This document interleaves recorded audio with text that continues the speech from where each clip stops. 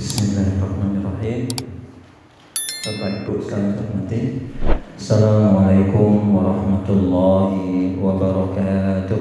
Waalaikumsalam warahmatullahi wabarakatuh. Alhamdulillah.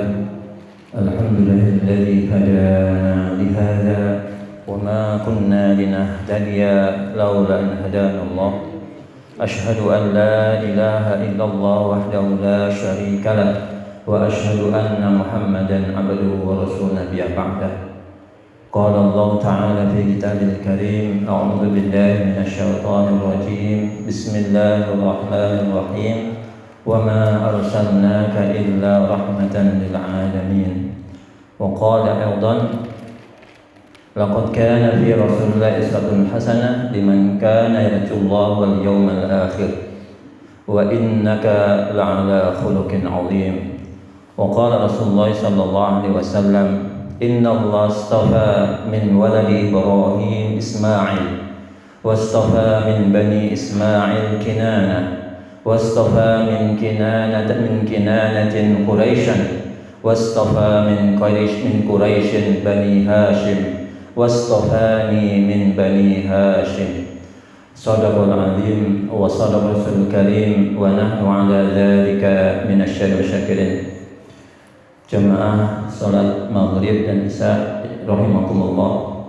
Alhamdulillah, ini pertemuan yang ketiga kalinya dalam rangka sama-sama untuk mengkaji sirah Nabi sallallahu alaihi wasallam sebagai bentuk rasa cinta kita dan takzim kita kepada Rasulullah sallallahu alaihi wasallam dalam rangka kita memahami Islam ini.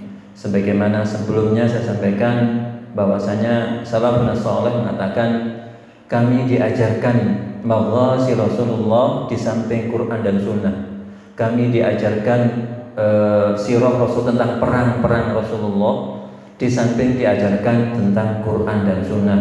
Artinya sirah mempunyai peran penting dalam kita memahami Islam. Sebelum munculnya ilmu tafsir, sebelum munculnya ilmu hadis, sebelum munculnya fikih dan sebagainya, sirah sudah menjadi sesuatu mengalir di antara para sahabat, karena itu adalah memahami bagaimana perjuangan Rasulullah, spirit Rasulullah ditanamkan dari generasi ke generasi.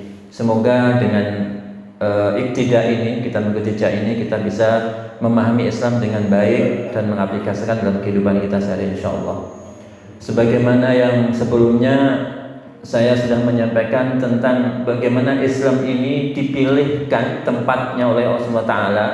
Jadi bukan asal taruh aja, tetapi mempunyai pertimbangan geografis, tempat yang aman dan tidak mudah diwarnai oleh bangsa lain, diwarnai oleh budaya lain. Dalam sebuah hadis Rasulullah kunna ummatun min dunin nas, kami adalah umat yang tidak sama umat lain, karena umat Islam mempunyai cara pandang, mempunyai karakter, mempunyai budaya, dan itu dibangun dari bimbingan Rasulullah SAW. Ketika tempatnya begitu aman, ya, begitu tidak mudah diwarnai oleh bangsa lain, sehingga ini betul-betul akan lahir suatu peradaban yang murni dari bimbingan Rasulullah dan juga ajaran Allah Subhanahu wa taala. Selanjutnya saya juga bagaimana Allah dalam menyampaikan risalah Islam ini bukan secara tempat yang dipilih, tapi juga jalur keturunan dan nasab. Ini yang saya sampaikan dari tadi, innallah, hadis Rasulullah, innallaha astafa. Jadi yang memilih itu Allah, ya. Fa'ilnya di sini fi'ilnya istafa, yang memilih adalah fa'ilnya Allah, ya. Jadi subjeknya Allah Subhanahu wa taala dan objeknya adalah Rasulullah SAW, bahkan sesudahnya. Innallaha astafa min waladi Adam min waladi Ibrahim Ismail wastafa min bani Ismail Kinana wastafa min Kinanah Quraisyan wastafa min Quraisyin bani Hashim wastafani min bani Hashim. Rasulullah menyebut tiga klan besar. Padahal antara Rasulullah sampai Nabi Ibrahim itu ada kurang lebih hampir 30 keturunan. Sampai ke Adnan, ya, ke Adnan keturunan ke-23, ya, kakek ke-23 itu masih terlacak dengan baik. Artinya tidak banyak ikhtilaf para ahli sejarah dan para pencatat nasab. Itu tidak banyak perbedaan. Tapi di atas Adnan sampai ke Nabi Ibrahim itu banyak ikhtilaf, banyak perbedaan pendapat, sehingga para ahli sejarah, ahli sirah, mereka sepakat sampai Adnan, ke atasnya nggak terlalu banyak didiskusikan, ya, karena terjadi ikhtilaf, banyak ikhtilaf. Maka yang aman adalah mereka satu jalur ini betul-betul mereka ada banyak kesepakatannya. Dan itu dari Adnan sampai Nabi Ibrahim itu ada sekitar 7 keturunan, 7 bapak lah mungkin ya, 7 bapak ya. Dan satu bapak, satu keluarga mungkin nggak satu anak, lebih nggak? Lebih ya. Di zaman kami aja masih ada anak 10. Betul nggak Pak? Zaman jenengan pinten? Berapa jumlah saudara antum bapak-bapak semuanya? Ada yang 7, 8 ya. Zaman sebelum itu belum ada KB. Zaman kami udah KB, sudah dibatasi, itu ada yang sampai 11, 12. Ya. Bagaimana zaman ketika itu? Nabi Ibrahim putranya berapa? 12. Ya. Dari 12 itu masing-masing terpilih satu yang akan meneruskan silsilah Rasulullah SAW. Jadi seleksi Allah SWT, Masya Allah, Allah menyeleksi dari mereka, menjaga mereka sehingga lahirlah Rasulullah SAW. Ini mungkin keberkahan buat kita, bahwasanya jejak Rasulullah itu jelas, bukan hanya sekedar dari lahir sampai meninggal, tetapi sampai keturunan ke-23 kakeknya itu ketahuan siapa orangnya, siapa Rasulullah ini. Kalau jenengan sampai udek-udek siwur masih ingat? Tahu udek siwur enggak? Buyut mungkin masih dapat lah. Di atas buyut apa? Canggah. Masih ingat? Masih ada yang ingat? Di atas canggah? Canggah udah mentok udah. Rata-rata kita itu di Mbah Buyut. Mbah Buyut sudah di atas nggak ketahuan. Ya. Penting nggak itu? Seharusnya itu penting. Karena itu akan menanamkan ideologi pada anak kita, pada keturunan kita, merawat mereka. Ya. Seharusnya misi kita sering sama menyampaikan walladzina amanu wattaba'u dzurriyyatum biimanin alhaqna bihim dzurriyyatahum wa ma min amalin min syai'. Maka pertemuan kita di surga Allah gitu loh. Menjaga semua itu agar ketemu, itu butuh perjuangan. Bukannya sekedar menyiapkan mereka sekolahnya, menyiapkan materi rumahnya, mewariskan apa, bukan itu saja. Tetapi mewariskan nilai-nilai perjuangan, mewariskan nilai kemuliaan dalam keluarga, itu sangat penting banget. Dan itulah yang diwarisi Rasulullah SAW. Sampai 20-30 keturunannya masih tercatat dengan baik. Ya. Ini mungkin kelebihan dari Islam Rasulullah SAW. Ya. Di tempat lain, agama lain mungkin nggak jelas. Ya. Bahkan ketika hidupnya aja nggak tercatat. Ya. Karena apa? Pengikutnya tidak mengabadikan itu. Bahkan diacak-acak, bahkan diganti. Di Yahudi banyak pergantian, di Nasrani banyak pergantian. Jangankan perjalanan, kitab sucinya diganti. Ya, dirubah dengan berbagai-nya. Tapi untuk Islam ini Masya Allah luar biasa, yang harusnya kita bersyukur. Dan itu bisa kita warisi, bukan sekadar ilmunya aja, bukan sekadar sholat 5 waktunya aja, tetapi juga sampai sisi keilmuan keislaman ini validasinya luar biasa dalam Islam. Ya.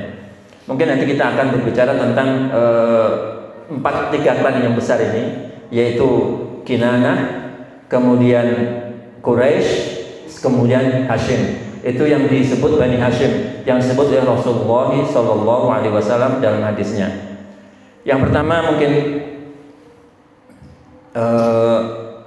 saya akan menyampaikan bahwasanya yang tidak ada ikhtilaf itu dari Rasulullah sampai ke Adnan, yaitu Rasulullah Muhammad Rasulullah, kemudian ayahnya Abdullah, kemudian Abdul Muthalib ini namanya Syaibah, ya.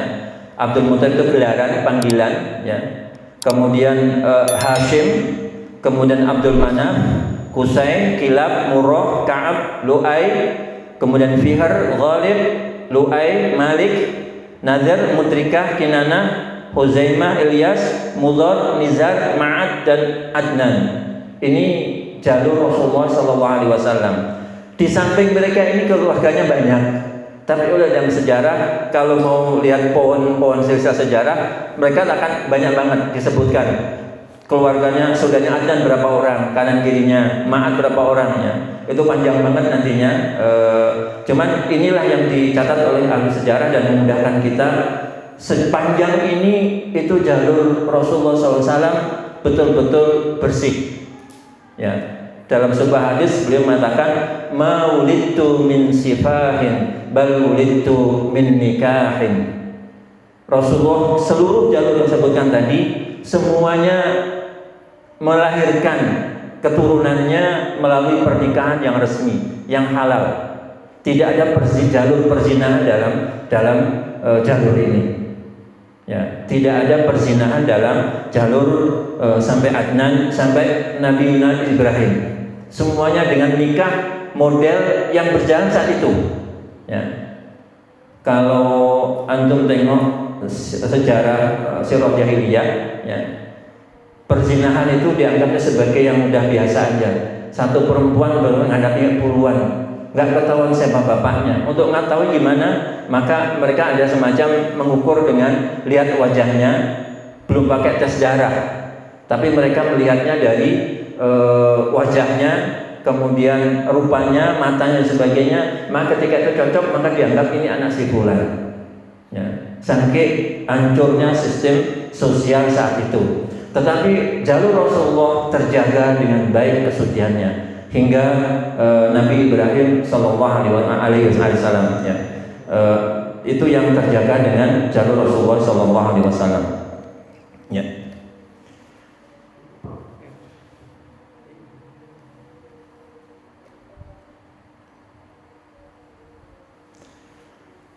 Kalau kita tengok dari tadi, ya, bahwasanya Rasulullah menyampaikan Innallaha astafa min waladi Ibrahim Ismail.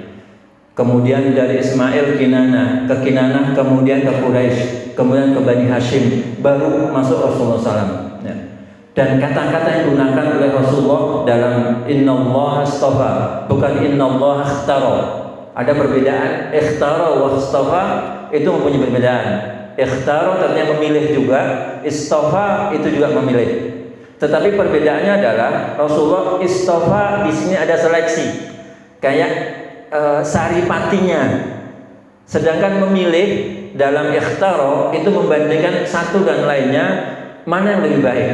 Tidak sampai mentamkhis, membuat saripati disaring sehingga yang terbaik dan istimewa itu jadi pilihannya. Sama-sama memilih, tetapi prosesnya beda. Kalau ikhtara ada dua hal atau tiga atau empat. Dengan pertimbangan ini aku pilih ini saja, karena secara ini ikhtara, ya. Secara pertimbangan ini dia lebih baik, dia lebih dekat, saya lebih cocok dengan dia. Tetapi kalau istifa itu betul-betul disaring, ya. Dikeluarkan saripatinya. Dari sekian anak-anak Nabi Ibrahim, ya, ada berapa orang Nabi Ibrahim? Ada dua, betul. Nabi Ishak sama Nabi Ismail. Dan Nabi Ismail banyak putranya, yang kepilih sebentar dari nabinya Ismail.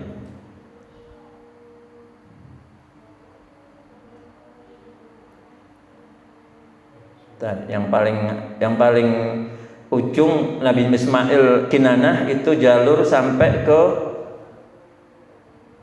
sudah masuk ke hampir 13, ya.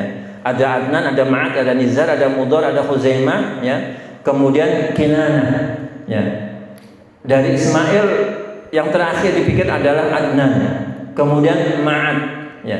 Artinya betul-betul tadi dari sekian putra-putranya yang kepilih untuk menjadi jalur penerus silsilah ataupun bisa dikatakan benih Rasulullah yang dibawa itu hanya satu dari mereka, ya, dari sekian putra-putranya. Kemudian dari sekian klannya itu yang kepilih adalah klan Kinana, ya.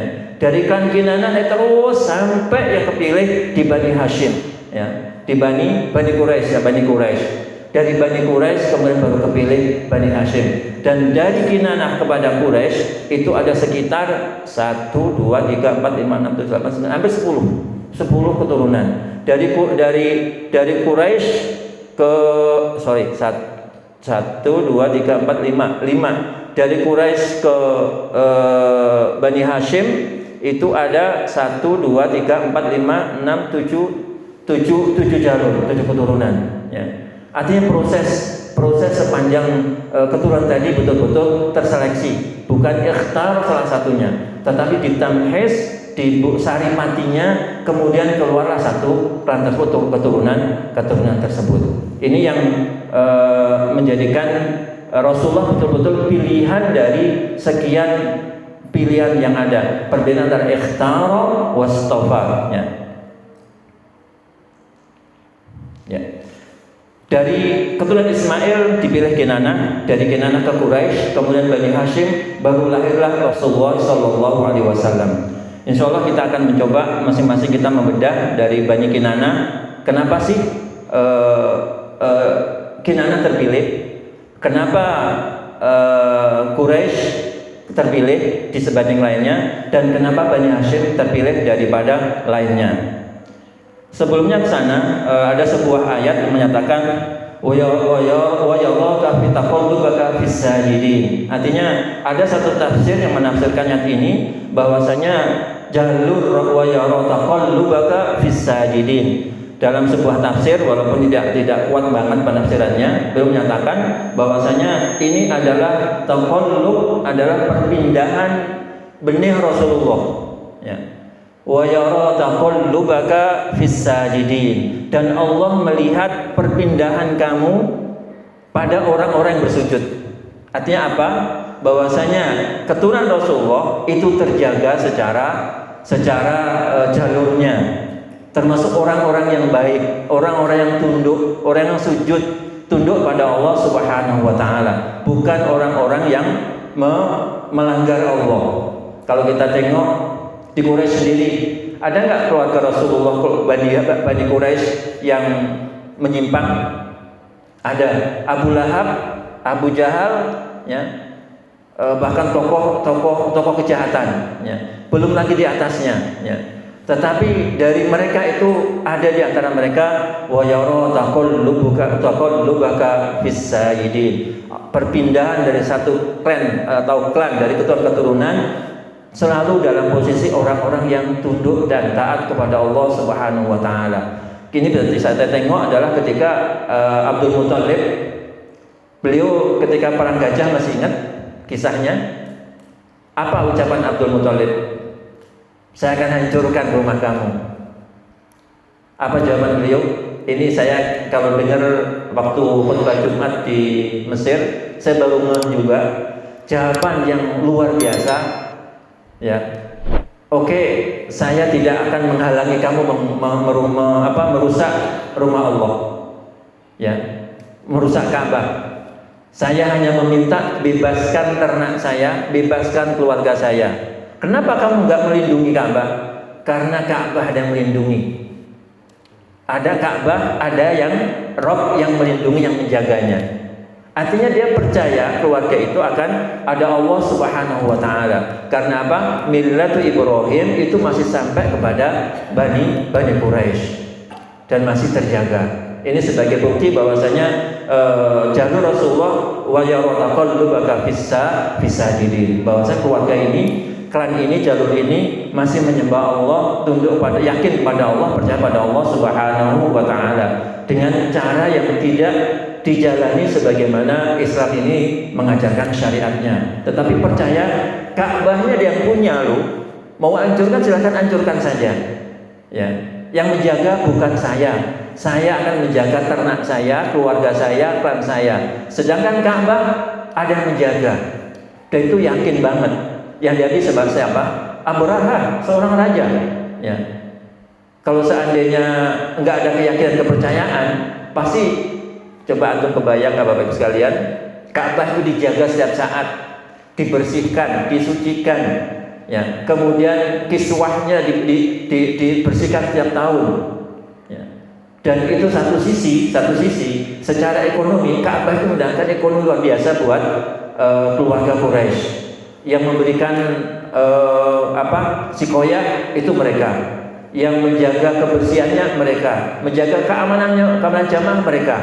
Ketika diserang, maka dengan serta-merta silakan hancurkan saja, karena dia punya penjaga, karena keyakinannya bahwa Ka'bah ada yang menjaga, yaitu Allah Subhanahu Wa Taala Rabbul Ka'bah. Ya. Ini yang sebagai bukti akan keyakinan bahwasanya wa yara taqallubaka fis sajin. Jalur Rasulullah SAW dalam silsilahnya mereka taat dan tunduk kepada Allah Subhanahu Wa Taala sesuai dengan syariat yang berjalan saat itu, ya. Berjalan saat itu. Itu yang kedua. Dalam sebuah hadis Rasulullah menyatakan ulitu min sulbin tahirin ila rahimin tahiran. Ya. Aku senantiasa dipindahkan, dilahirkan dari tempat laki-laki yang sulbi itu apa sulbi? Tulang laki-laki yang untuk keturunan, ya, yang suci, dan dari perut-perut yang suci. Kesucian di sini artinya tidak ada perzinahan dalam jalur tersebut. Ya. Ini hadis Rasulullah SAW. Aku tidak dilahirkan dari hasil perzinahan, tetapi aku dilahirkan dari pernikahan. Cara lain, aku senantiasa dipindahkan dari sulbi-sulbi yang suci menuju rahim-rahim yang suci. Ya. Maka ini semakin menguatkan statement keyakinan kita Rasulullah SAW betul-betul terjaga secara keturunannya.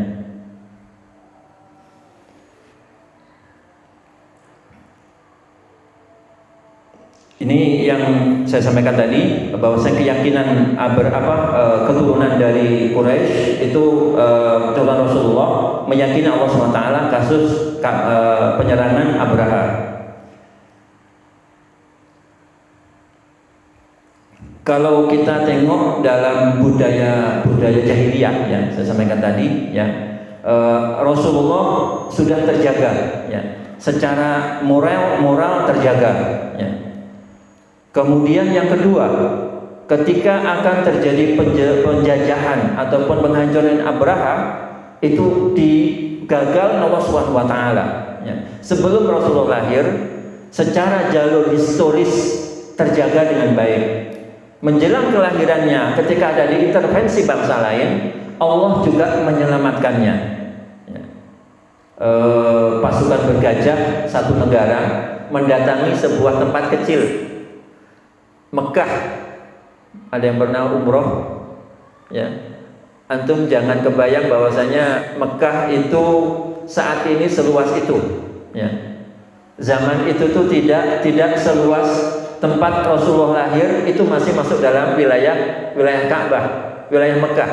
Dulunya di luar, ya, dulunya di luar. Kalau nggak salah dekat jalur Gaza, cari Gaza, itu ada tempat dari Rasulullah. Kemudian ada Jabal Qubais agak tinggi dikit, ya. Itu sekarang semua sudah lingkup Ka'bah semuanya. Dulunya Ka'bah hanya sebatas wilayah masjid di dalam, mungkin lingkaran tawaf yang di dalam itu aja. Ya. Kalau satu negara datang dengan pasukan bergajah mendatangi tempat itu, kira-kira mudah nggak? Mudah banget untuk menghancurkannya. Ya. Sangat mudah. Dan pasukan Yaman itu bukan pasukan belum terlatih, mereka sudah terlatih dengan baik. Setelah sistem kenegaraan terbangun, ada kepemimpinan, ada raja, nggak seperti organisasi di Quraisy, ya. Nggak organisasi di Ka'bah, di Mekah. Mekah hanya mengandalkan sukuan, suku paling kuat maka dia akan menguasai, sehingga ada klan bisa jadi tidak tunduk pada suku yang lain. Secara otorita oke dah, ya. Tetapi mungkin secara kedekatan mungkin tidak terjadi totalitas mendukung pada satu suku tersebut yang berkuasa. Tetapi kalau sistem kenegaraan, ya, maka dari atas sampai bawah sistemnya tertata dengan baik, bahkan sampai RT RW-nya, sampai per gangnya bisa terbangun struktur yang baik. Sedangkan dalam sistem di Mekah, yaitu ketika Quraisy berkuasa, Quraisy sangat berkuasa, yaitu semenjak 7 atau 5 tahun sebelumnya, yaitu zaman Quraisy. Ketika perpindahan, nanti mungkin akan saya bahas kalau seandainya waktunya cukup. Quraisy menguasainya, tetapi penguasaan itu tidak memungkinkan, ya, memungkinkan untuk klan lain itu bisa tidak tunduk, tidak taat dengan totalitas. Ya. Buktinya aja ketika Rasulullah di boikot, ya, Bani Hashim di boikot, suku yang lain gimana? Nggak bisa ngapa-ngapain. Ya. Ketika Raja Abraha menyerang, ya, maka yang mempunyai kewenangan bertahan hanya Bani Quraisy saja, yang Bani Hashim saat itu. Yang lainnya juga tidak terlalu berkontribusi. Ya. Ini yang bahwasanya campur tangan Allah selain melindungi jalur sejarah, jalur silsilah, juga ketika zaman peperangan tahun gajah itu, ya, Allah juga menjaganya. Bagaimana Allah menjaganya? Allah tidak menurunkan dengan pasukan yang dahsyat, ya, seperti menghancurkan dengan menimpa dengan gunung atau gempa. Cukup Allah mengirim burung-burung kecil, yaitu ababil, sebagaimana surah dalam Alam tara kaifa fa'ala rabbuka bi ashabil fil, ya. Allah dengan mudah menghancurkan mereka. Dan ketika itu Abdul Muthalib hanya bilang lahu rabbun yahmi, dia punya Rabb, ada pemiliknya yang akan menjaganya. Maka bebaskanlah ternak saya, bebaskan keluarga saya akan minggir dari wilayah Ka'bah. Silahkan dihancurkan kalau mau hancurkan. Maka Allah akan turun tangan, dan itu menjadi kenyataan. Saat itulah Rasulullah lahir, ya. Maka dari sini bagaimana penjagaan Allah Subhanahu wa taala betul-betul melindungi, ya, secara software, kalau bahasa sekarang, ya, softwarenya dari keturunannya Allah jaga. Ketika beliau lahir, hardwarenya, ya, juga Allah jaga dan lindungi, tidak sampai dikuasai oleh bangsa lain yang sudah punya peradaban. Ya, saya nggak akan ngomong apa sih latar belakang Abraha menyerbu ke Mekah. Apakah karena bukan itu, nanti mungkin suatu saat kalau memang ada kesempatan. Tetapi dari sinilah bagaimana Allah memberikan penjagaan Islam ini dari semenjak awal sampai perkembangannya, dan Allah akan selalu menjaga agama ini, insya Allah. Dan semoga kita termasuk orang-orang menjaga Islam ini. Allahumma amin. Kemudian juga sebagai bentuk bahwasanya bukti Rasulullah itu dari jauh yang bersih, bukan sekedar data sejarah, juga data hadis, yaitu Abu Sufyan suatu saat berkunjung ke Mesir, ya, Heraklius, ya, penguasa eksternal. Ketika itu dia dipanggil karena apa? Karena Rasulullah SAW juga mengirim surat ke kerajaan-kerajaan sekitar Arab, sekitar Mekah, sekitar Saudi, ya. Salah satunya Heraklius mengirim satu utusan. Yang ditanyakan adalah, Heraklius menanyakan bagaimana nasabnya di tengah-tengah kalian. Masya Allah, ya. Seorang raja, ya, tentunya penontonnya luas, ya. Dan hal pertama ketika Islam nyampe ke dia, ya, dakwatul Islam nyampe ke dia untuk mengklarifikasi, memvalidasi akan kebenaran ini, ya, tanyakan bagaimana nasab pembawa risalah ini. Dipertanyakan enggak? Tahu enggak masyarakatnya? Ya, ini penting banget nih buat kita nih, ya. Secara kita pribadi, lingkup kita, kemudian bahkan kepemimpinan kita, ya, harus kita jaga betul, ya. Karena kepemimpinan juga bagian daripada sebuah menjaga kehormatan bangsa dan kaum kita, agama kita bahkan, ya. Bagaimana nasabnya di tengah kalian? Apa jawaban Abu Sufyan? Ia berasal dari keturunan yang mulia di tengah kami. Kenyataan yang tidak bisa dibantah oleh musuh sekalipun. Abu Sufyan ketika itu masih musyrik. Mungkin nggak kalau seandainya itulah kehebatannya bangsa Arab itu, nggak mau berbohong. Malu kalau berbohong. Dikatakan kadzdzab itu sebuah aib yang luar biasa. Lebih baik kalah dibandingkan katakan pembohong. Ya. Dalam sebuah hadis juga hal yakunu muslim kadzdzaban la ayyakuna muslim shadiqan. Hal ayyakuna jabbanan na'am yumkin ayyakuna jabbanan. Seorang muslim itu tidak akan pernah jadi pendusta, pembohong. Kalau penakut masih mungkin, masih ditoleransi. Seharusnya syaja'ah, keberanian itu sebagai karakter seorang muslim. Kalau nggak bisa, nggak mampu juga, nggak apa-apa, nggak pemberani, takut. Tapi kalau berbohong itu sudah tidak dibolehkan. La yakuna musliman kadzaban. Dan itulah karakter yang dimiliki oleh bangsa Arab. Ya. Abu Sufyan ditanya, kalau seandainya dia ingin mendapatkan legalitas dari luar, bisa saja Abu Sufyan nggak jelas itu nasabnya. Muhammad tuh nggak jelas, nggak dikenal di kami. Mungkin nggak ngomong gitu? Sangat mungkin. Kalau gitu udah berarti risalah ini bohong, nggak bener ini. Maka kamu sebagai akan jadi tangan kanannya Heraklitus. Ya. Tetapi jawaban Abu Sufyan adalah ia berasal dari keturunan yang mulia di tengah kami. Ini akan semakin menguatkan keyakinan Heraklitus bahwasanya risalah ini benar. Karena beliau punya orang ini Heraklitus punya pengetahuan bahwasanya risalah ini akan dibawa dari jalur keluarga yang benar nasabnya, bukan yang tidak jelas nasabnya. Ya. Ini yang sebagai bukti bukan sekedar hadis, bukan saja historis, tapi juga pengakuan dari seorang musuh yang masih memusuhi Rasulullah SAW. Dan jawabannya, dia berasal dari keluarga yang mulia, nasab yang mulia, dan jelas diketahui oleh seluruh bangsa Arab.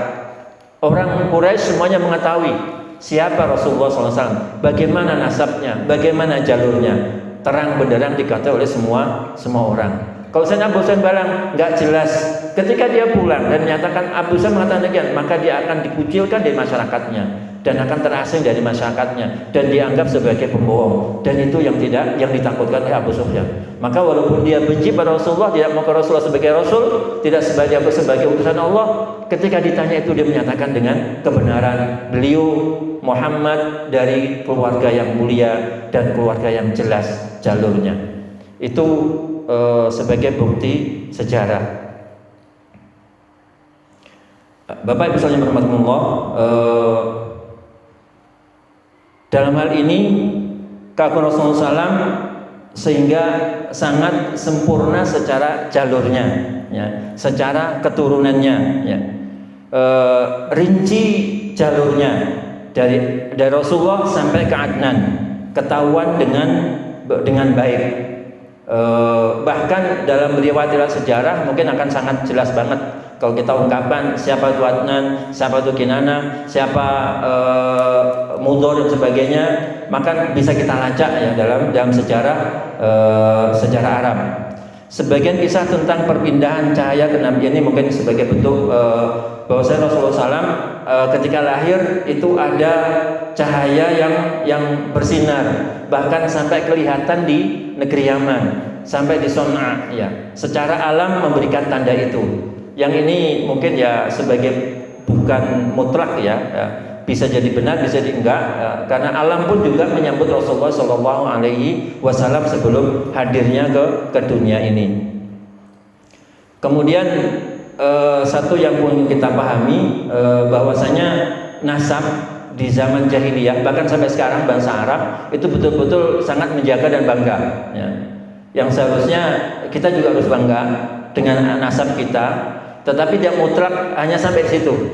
Lebih dari itu adalah ketakwaan. Inna akramakum indallahi atqakum, ya. Maka sebelum Islam hadir itu jalur yang akan menjadikan sebagai legal Rasulullah SAW menyampaikan risalah itu pertama nasab, ya. Yang kedua itu adalah klan tadi yang mempunyai kekuasaan yang luar biasa. Kemudian legalitas spiritual yaitu Bani Hashim yang memegang kendali spiritual bangsa Arab yaitu sebagai simbolnya Ka'bah. Yang ketiga adalah jalur ekonomi, ya. Yang keempat setelah Islam datang maka ditambah dengan ketakwaan, ya. Ya kalau seorang muslim ya takwa, keturunannya bagus, dari backgroundnya mungkin kiai besar di mana, atau kalau enggak mempunyai jalur keturunan konglomerat gitu ya. Ya, kemudian tambah lagi secara ekonomi mapan, kemudian secara jalur kepemimpinan termasuk keluarga ya minimal lurah. Antum kebayang enggak? Kakek saya dulu lurah loh. Bangga enggak kira-kira? Itu jadi kebanggaan. Pernah suatu saat saya di satu wilayah, Ustaz tengok orang itu kalau saya panggil pasti akan nunduk. Emang kenapa Pak? Saya masih keluarga nengrat di sini, walaupun saya nggak punya materi. Emang kenapa emang? Kenengkratan jalur keturunan masih dijaga banget oleh wilayah saya. Kalau nggak percaya saya panggil ya, dipanggil betul. Si fulan gitu kan. Oh iya dan itu sangat menunduk. Betul kan Ustaz? Orang sini masih menjaga banget. Dan itu jadi kebanggaan buat satu komunitas ya. Termasuk mungkin di wilayah kita, di wilayah kerajaan mungkin masih dijaga trah itu, kemudian juga jalur para kiai, kalau di Jawa mungkin Gus juga sangat dijaga betul. Yang lebih mungkin ya keturunan habaib, mereka juga menjaga keturunan itu ya. Ini yang, dan ketika Islam hadir maka ada tambahan yang harus ditambahkan, yaitu inna akramakum indallahi atqakum. Jadi ketakwaan akan menjadi simpul dari semua modal yang ada tadi. Jalur nasab, kemudian kekuasaan, kepemimpinan, kemudian ekonomi ya, konglomerat, kemudian yang terakhir adalah nasab. Ada 4 ya, ketakwaan, nasab, kemudian kepemimpinan dan ekonomi ya. Kalau ini bisa jadikan sebagai penopang perjalanan kepemimpinan ke depannya, mungkin akan sangat luar biasa. Maka tanggung jawab kita sebagai orang tua bagaimana mewariskan mereka mempunyai 3-4 hal ini ya. Ketakwaan tertanam dengan baik sehingga terjaga, sehingga ini akan menjadikan penyambung kita dengan mereka kelak ketika di surga Allah SWT. Walladzina amanu wattaba'u dzurriyyatuhum biimanin alhaqna bihim dzurriyyatuhum wa ma min amalihim min syai', yang akan menyambungkan kita dengan mereka ketika kelak kita ketemu di surga Allah SWT. Secara duniawi ya, ekonomi sangat menopang banget. Kadal faqru ayyakuna kufron ya. Kefakiran itu kadang-kadang hampir akan menjadikan seorang kafir ya. Berapa banyak orang-orang yang dulunya Masya Allah ya, para orang yang soleh, baik ya, cuman keturunannya kemudian jauh dari nilai Islam, dan itu terekam dengan baik ketika di surah Kahfi ya. Di surah Kahfi ya, ketika Nabi Musa dan Nabi Khidir mendapatkan satu anak, oleh Nabi itu diapain? Dibunuh ya. Karena khawatir anak ini akan menjerumuskan orang tuanya kepada kemaksiatan. Ya, akhirnya dibunuh sama beliau. Ya. Kemudian juga ada satu rumah, yang rumah itu ada di bawahnya ada warisan. Ya. Warisan itu kapan disimpannya? Ternyata dalam sebuah tafsir menyatakan warisan itu disimpan itu di kakek nenek yang ketujuh. Bukan dari orang tuanya yang meninggal sebelumnya ya. Punya dua anak yang rumahnya udah doyong, udah condong gitu kan. Oleh Nabi Musa dan Nabi Khidir itu diperbaiki ya. Ternyata itu adalah warisan dari keluarganya yang ketujuh, dan mereka orang soleh, bukan dari bapak ibunya yang sebelumnya gitu ya. Ini yang memungkinkan mewariskan ya, selain ketakwaan tadi juga secara ekonomi perlu diinikan. Apalagi kalau seandainya Bapak Ibu semuanya mempunyai otorita di wilayahnya, membangun kepemimpinan, dan itu akan sangat memberikan warna kepada putra-putranya ya.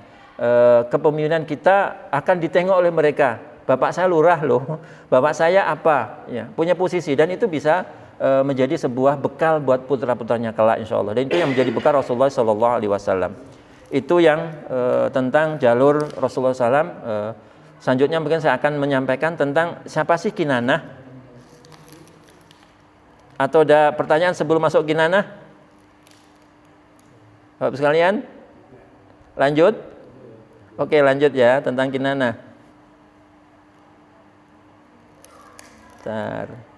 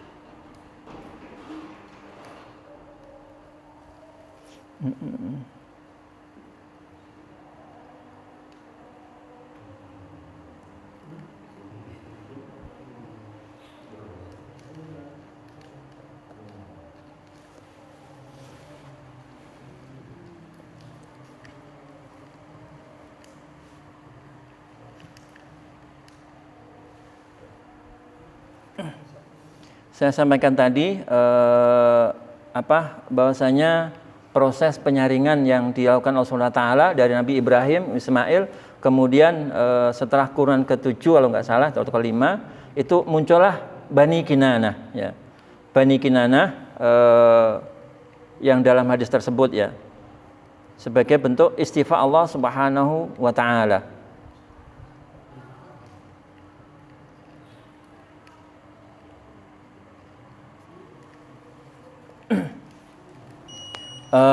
Bani Kinanah ini sampai ke Rasulullah itu masih agak jauh ya, masih ada Bani Hashim ya, Bani Quraisy, kemudian Bani Hashim ya, masih ada 2 klan besar yang baru menyampai ke Rasulullah SAW. Tetapi ini menyambung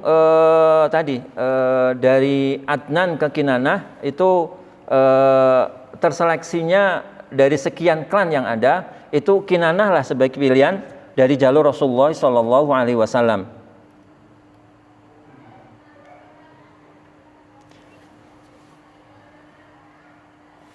Karena dari Kinanah ini kemudian nanti akan terbangun Quraisy, ya.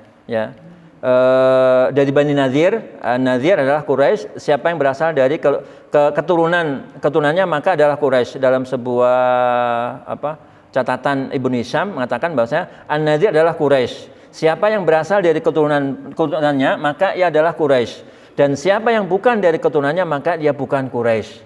Artinya Quraisy itu berasal dari An-Nadir, yaitu bin Kinanah ya.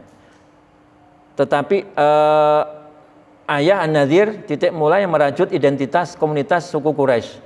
Artinya proses untuk menjadi sebuah klan Quraisy itu dimulai dari Bani Kinanah ya.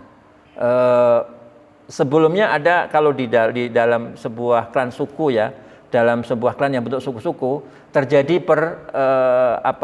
perebutan wilayah, terutama dalam lingkup Ka'bah ya.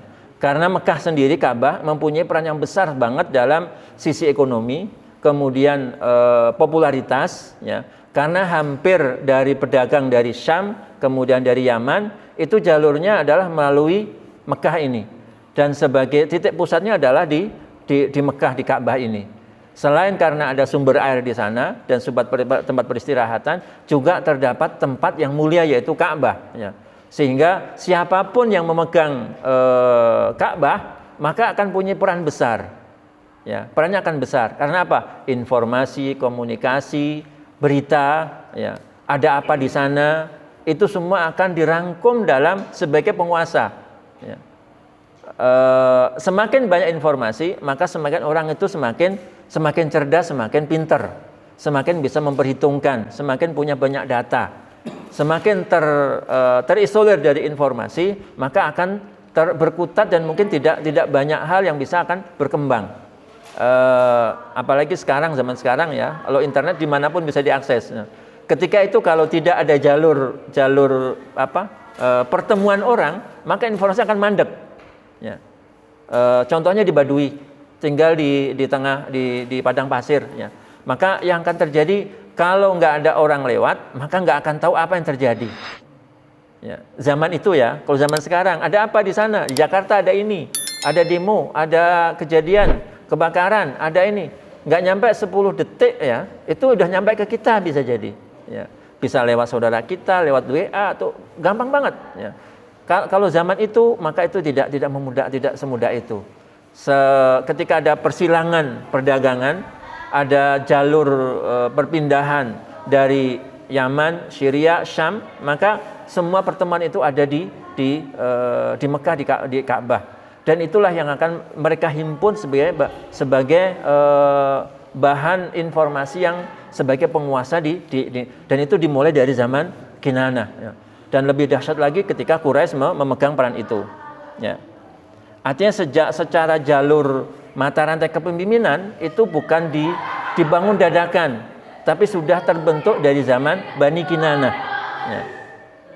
Sampai ke Nabi Muhammad, sampai Bani Hashim, sampai Quraisy ya, itu ada sekitar ya dari Quraisy sampai ke Hashim ada hampir 7 atau 8 keturunan. Ya. Artinya bukan dadakan gitu ya.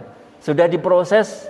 Kayak kalau kita merancang dari sekarang, anak saya ke depan keturunan akan seperti ini. Itu bisa diproses dari sekarang. Dari mendidik putra-putranya, ya, bagaimana ke depan keturunan kami. Ya kalau kita tengok jalur ekonomi ya, Indonesia Indosat itu punya siapa? Indosat, Indosiar dan sebagainya. Itu kan bukan sehari 2 hari itu. Itu zaman sebelum kemerdekaan bahkan. Kalau lihat ceritanya sampai jualan barang-barang bekas, senjata, barang-barang rongsokan dijual. Sekarang menjadi penguasa ekonomi di Indonesia, Masya Allah. Ya. Artinya prosesnya nggak sehari 2 hari, panjang. Ya. Kadang-kadang kalau kita tengok orang tuanya punya 30 hektar tanah, sampai ke anaknya sudah habis. Jadi rebutan, jadi tidak sampai ke turun ke berapa. Ya. Apalagi kepemimpinan. Ya. Kalau kita tengok dari Kinanah ini kepemimpinannya sampai jalur ke-7 itu masih bisa dipertahankan dan dimunculkan zaman ketika Bani Quraisy. Ya.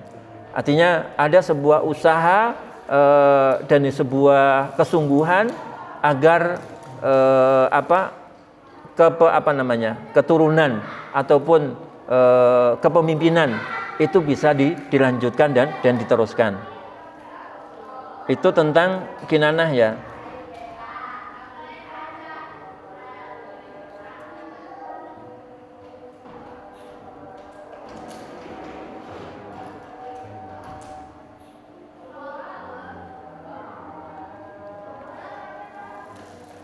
Udah azan?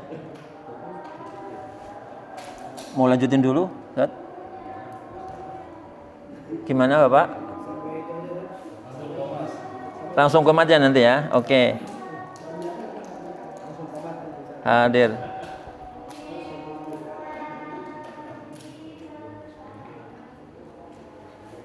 Ini tentang Kinanah ya.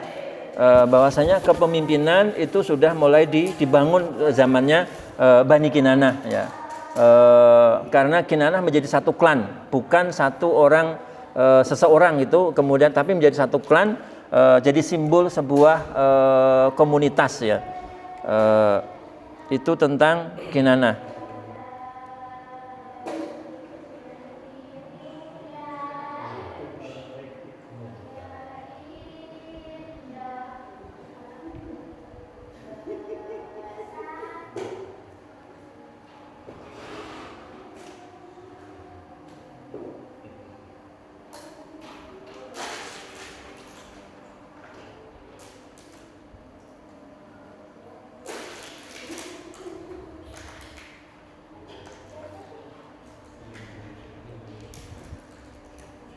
Sedangkan di Quraisy ya Quraisy ini dari Kinanah kemudian masuk kepada Quraisy ya. Quraisy mempunyai satu keunggulan yang tadi bahwasanya proses Quraisy menjadi sebuah komunitas memimpin Mekah, itu mungkin Ka'bah, menguasai Ka'bah, itu tidak dimulai dalam sehari dua hari ya. Bahkan persiapan tadi ya dimulai dari Bani Kinanah ya. Dari mulai Quraisy itu adalah Qusay bin Kilab ya. Beliau mempunyai peran besar untuk mengumpulkan komunitas yang ada di sekitar Mekah ya. Peran beliau adalah mengatur berbagai urusan yang ada di kota tersebut. Artinya kepemimpinan Qusay bin Kilab ini diakui oleh semua suku di Mekah ya. Terutama Quraisy sendiri ya. Yaitu perannya apa? Karena Quraisy mempunyai peran besar, yaitu hijabah, pengelolaan penjagaan Ka'bah, menjaga keamanannya, menjaga kehormatannya dari serangan orang luar. Itu menjadi tanggung jawab Qusay saat itu ya, karena beliau sebagai pimpinan sukunya. Kemudian siqayah, menyediakan air minum ya. Kalau sekarang air minum Zam-Zam ya di mana-mana sudah. Kalau dulu suku yang menginikan. Jangan dipikirin kayak sekarang. Zam-Zam itu bagaimana mengeluarkan airnya. Kalau sekarang tinggal muter aja ya, tinggal muter keran.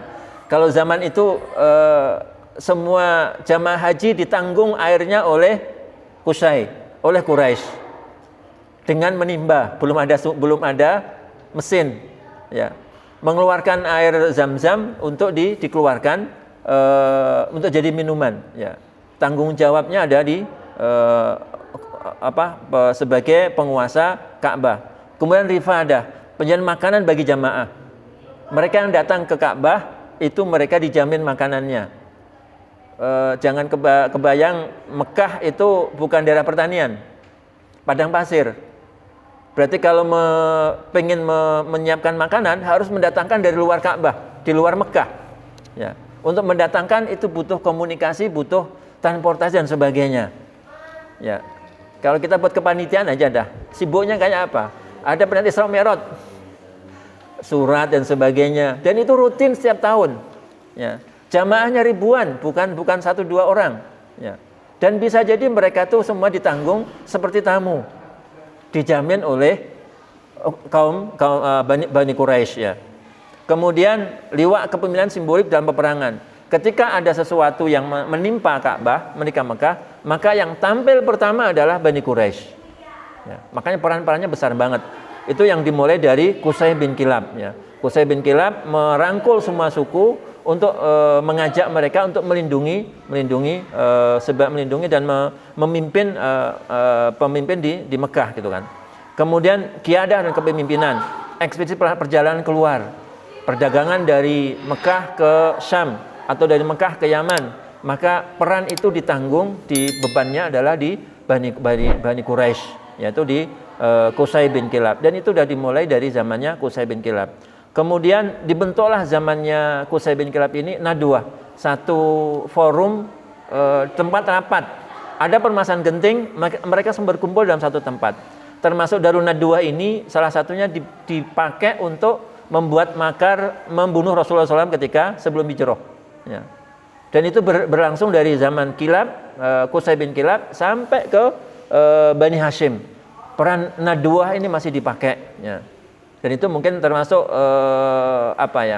termasuk warisan jahiliyah, yaitu syuro yang dapat legalitas dari Islam. Ya. Musyawarah itu sudah berjalan sebelum Islam dan mendapatkan legalitas lagi ketika Islam hadir. Maka wa amrum syura bainahum ya. Dan itu menjadikan legalitas ma khaba man istasyara ya. Tidak akan menyesal orang yang melakukan istisyar ataupun melakukan syura ya.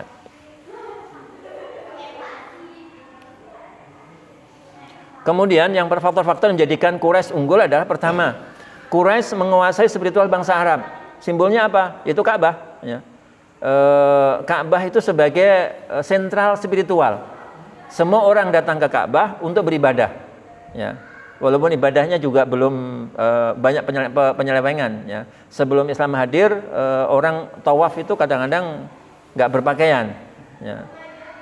Baru tahun 10 Hijrah Rasulullah menginstruksikan tidak boleh masuk ke Mekah, ke Ka'bah kecuali dalam posisi berpakaian, ya. Satu dengan pakaian ihram, ya. Sebelumnya orang telanjang mengelilingi Ka'bah, ya. Dan itu termasuk budaya jahiliyah. Ya. Kedua kabilah Quraisy sebuah keuntungan yang tidak dimiliki sebagian besar kabilah lain. Artinya Quraisy memiliki akses langsung kepada manusia, informasi jaringan sosial, hubungan antar kabilah, perdagangan dan pengaruh politik, ya. Maka menjadi titik pertemuan bangsa Arab. Ya. Titik pertemuan seluruh bangsa Arab ada di Mekah ini dan di bawah naungan Ka'bah. Ya. Kemudian Quraisy memiliki fungsi pelayan terhadap jamaah. Ya, tadi saya sampaikan ada memberikan pelayan kepada jamaah semuanya sebagai sohibul bait. Ya. Kelebihan bangsa Arab adalah karomnya. Ya. Kalau antum pergi ke musim haji, ya, kalau pas Ramadan, masya Allah banget, ya, bisa jadi sebulan kita nggak perlu beli makanan. Ya. Apalagi di Madinah, ya. Di Madinah masya Allah orang-orangnya lembut banget. Di Mekah juga demikian. Bahkan kita ditarik-tarik diajak makan bareng-bareng, ya. Tapi nggak tahu kita masuk atau nggak makanannya. Roti yang besar atau kalau nggak nasi mandi dan sebagainya, ya. Ya kalau kita bisa apa aja, insya Allah selama kita di sana musim haji biasanya nggak perlu beli makanan. Tahun 2003 saya sempat tembus itu ketika itu, ya, itu hampir setiap titik ada pembagian gratis apapun, ya, asal kita bisa masuk aja, ya. Kayak susu yang katanya orang basi, ya, susu apa namanya yogurt, ya, orang susu basi nggak dimakan.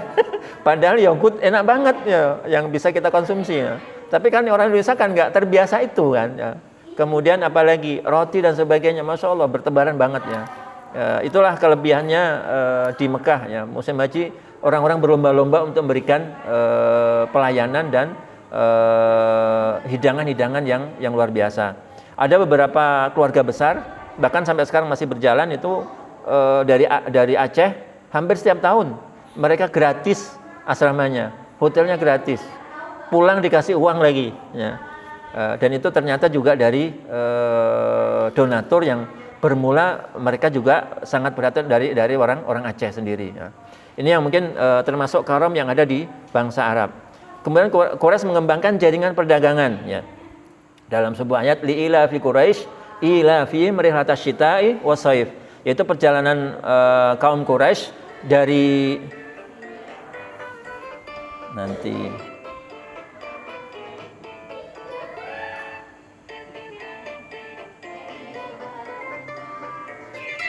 maaf.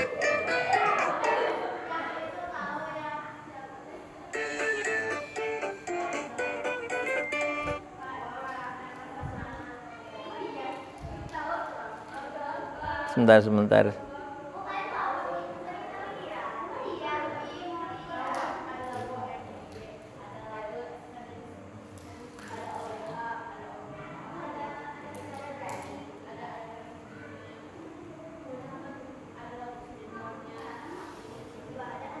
Li'ila fi Quraisy ila fi rihlatasy syita'i washaif, ya.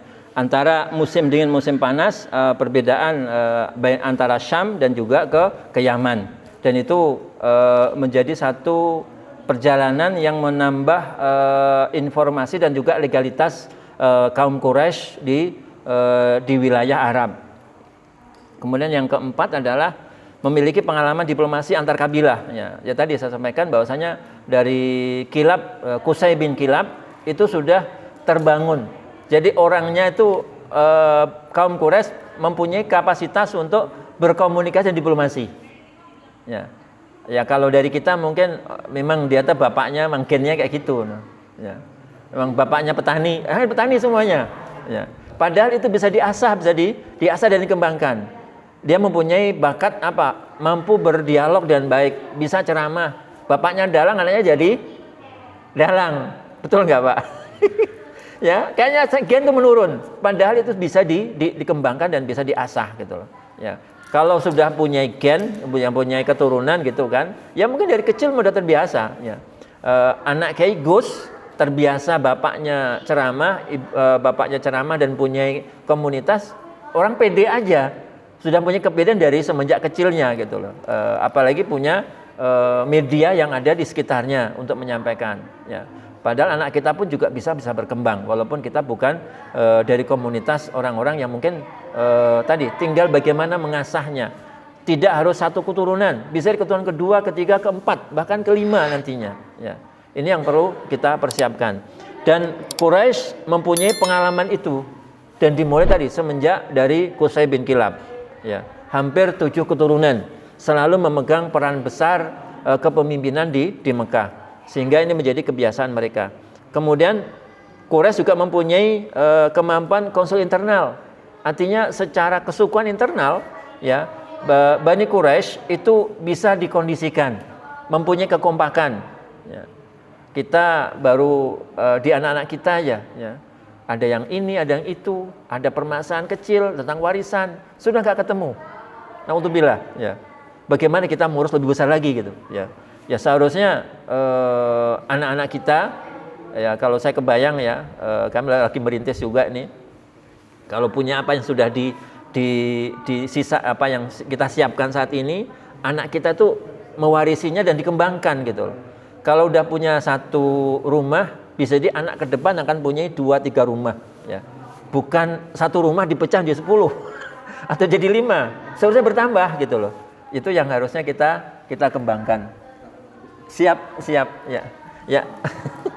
Ya, mungkin itu ya potensi yang ada di Quraisy, sehingga kepemimpinan Quraisy itu betul-betul menjadi satu sarana Rasulullah SAW ataupun wasilah Rasulullah SAW untuk menjadi pembawa risalah amanah Islam, insyaallah.